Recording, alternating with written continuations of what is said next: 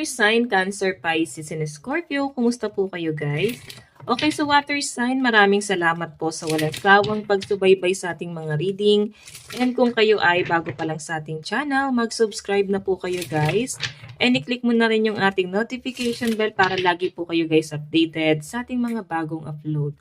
So, tignan natin water sign na bang inyong gabay.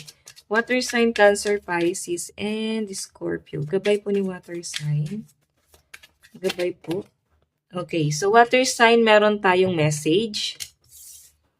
Okay.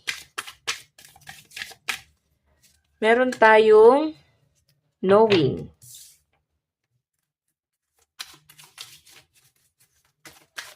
Ano pa po, Spirit Guide?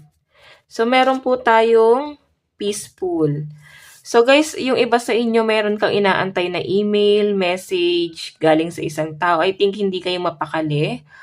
Meron kang gustong malaman dito sa pinapakita sa akin kasi para bang hindi ka mapakali kasi nga parang once na ma-receive mo tong message na to, baka doon ka na magiging kalmado. Okay?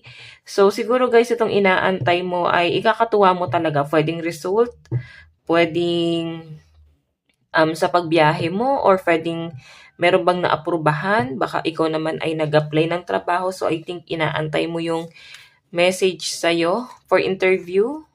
Okay, initial or final interview man yan. Or baka may training yung iba sa inyo. Something na message, guys, no?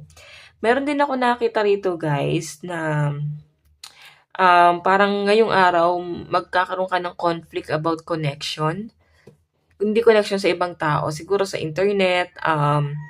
Ayan, may hirapan ka, no? Lalo na yung trabaho mo is kailangan mo ng internet. So, hanggat maaga, magbayad na guys kasi baka ito yung maging conflict nyo or pwede yung communication mo sa magiging client mo ngayong araw. So, ayan, maaring hindi magkakaintindihan. So, expect mo na to, water sign, na mahihirapan ka kung paano makikipag-usap ngayon sa ibang tao. Okay? So, tignan natin. Water sign, ang lucky number mo is 27, 28, and 36. Water sign.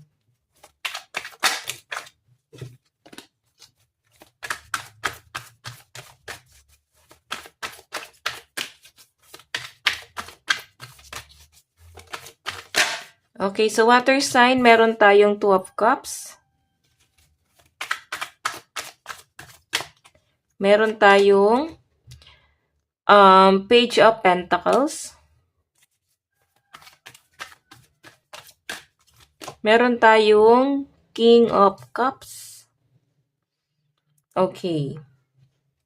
So guys, pinapakita sa akin yung overall energy mo. Siguro nga may plano kayo mag-board exam. So, sa nakikita ko kasi dito guys, may mga magbabalik eskwela. Meron ka lang inaantay dito. Siguro,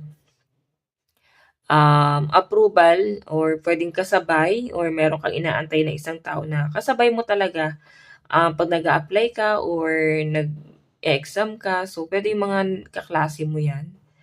Okay, so may nakikita ko dito guys, yung marami kang taong pwede mong pagkatiwalaan ngayon. Okay, hindi ito lang. Lawakan mo water sign kasi masyado kang guarded sa sarili mo din. Kumbaga bago mo papasukin sa buhay mo, inaaral mo talagang mabuti. Maganda naman yun guys. Okay? Pero, minsan kasi guys, nafe-feel mo na parang konti lang pala yung kaibigan ko. Yan, pwedeng ganun yung nafe-feel nyo.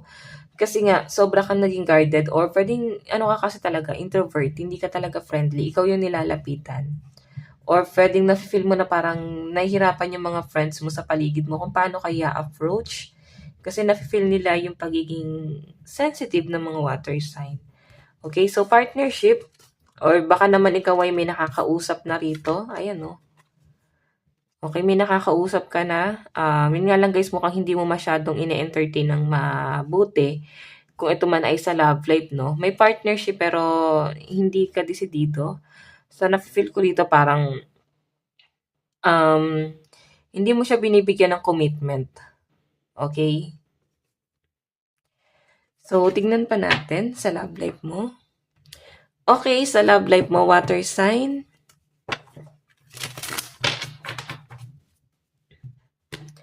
Water sign, Cancer, Pisces, and Scorpio. Pagdating po sa love life.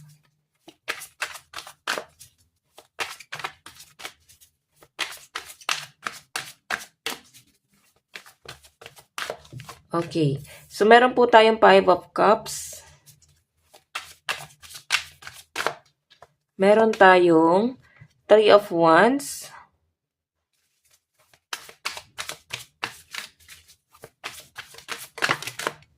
Meron tayong Ace of Swords. Okay. Kuha pa tayo ng isa. Parang nalulungkot ka. Meron kang inaantay na celebration dito, water sign. Meron kang inaantay na isang tao.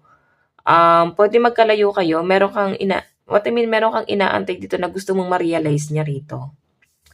Okay, so sa pinapakita sa akin water sign, wala ka pang kayang ipagmalaki sa person mo. Kaya parang hindi mo rin siya mabigyan ng assurance pa. Pero ang gusto mo rito is parang meron siyang matanggap sa kung anong meron ka at kung sino ka.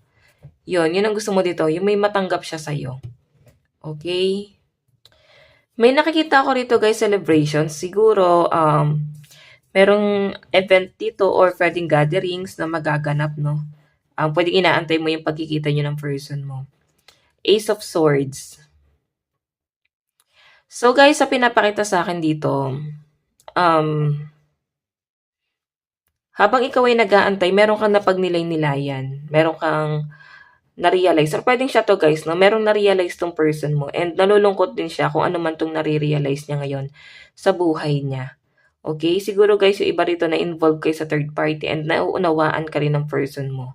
Naintindihan niya rin kung ano man yung nararamdaman mo. Okay? Mahal ka kasi talaga ng person mo. Three of Cups. Ang problema lang guys, may nare-realize ka na. I think ikaw tong gusto mo nang umalis. Or pwedeng baligtarin mo, kung ikaw man to guys na para bang mahal mo talaga yung person mo and meron kang gustong mangyari sa relationship niyo or meron kang gustong ma-realize ng person mo na tanggapin niya sa'yo, na ito ka talaga eh.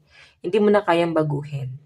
Yun nga lang guys, hindi niya na yan ma-realize kasi yung ibang realization niya dito is maaaring nag-move on siya. Okay? So, tingnan natin, water sign. Love advice. Meron tayong worth waiting for. So, kagaya ng sabi ko, may nag-aantay. Ano pa po? Spirit guide. So, meron po tayong passion. Diba?